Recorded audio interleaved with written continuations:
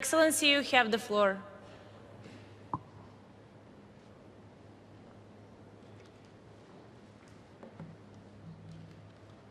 Your Excellency, President of COP26, it is with great pleasure and honor I take this podium to address the scourge of our time, the climate change. We in Tanzania have not been spared by these events. Sea level rise is eating at arable land. Our pride, the Mount Kilimanjaro, is drastically becoming bald due to glacier melting. And we are experiencing unpredictable floods and droughts. We're experiencing all these despite our resolve to dedicate 48 million hectares to forest conservation as global service to carbon sequestration. Our exotic and beautiful archipelago of Zanzibar is struggling with temperature rises, saltwater intrusion, and inundation, thus impacting its tourism ecology. Excellencies, what does all this mean to a poor country like Tanzania?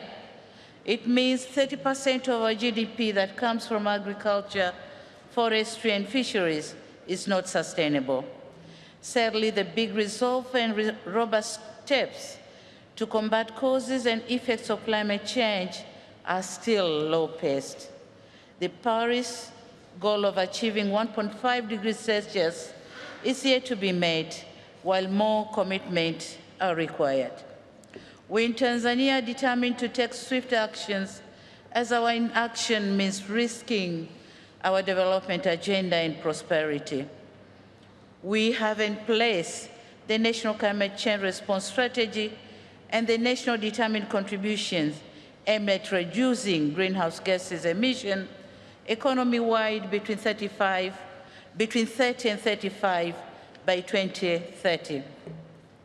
On mitigation front, through hydro, geothermal, and solar, we have managed to increase power generation and thus increasing access rate from 43% in 2017 to almost 70% in 2020.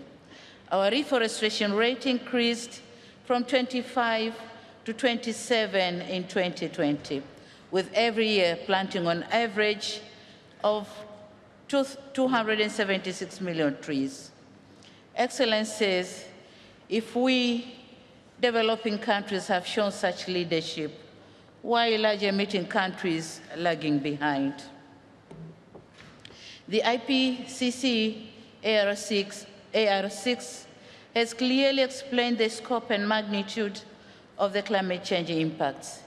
We know what is required, and we know that if the world will not act accordingly, the countries like ours with low adaptive capacity have no options but to brace for more devastating impacts. However, what we all ought to remember is when the drastic climate changes hit, it will choose no location, might or weak, poor or rich country.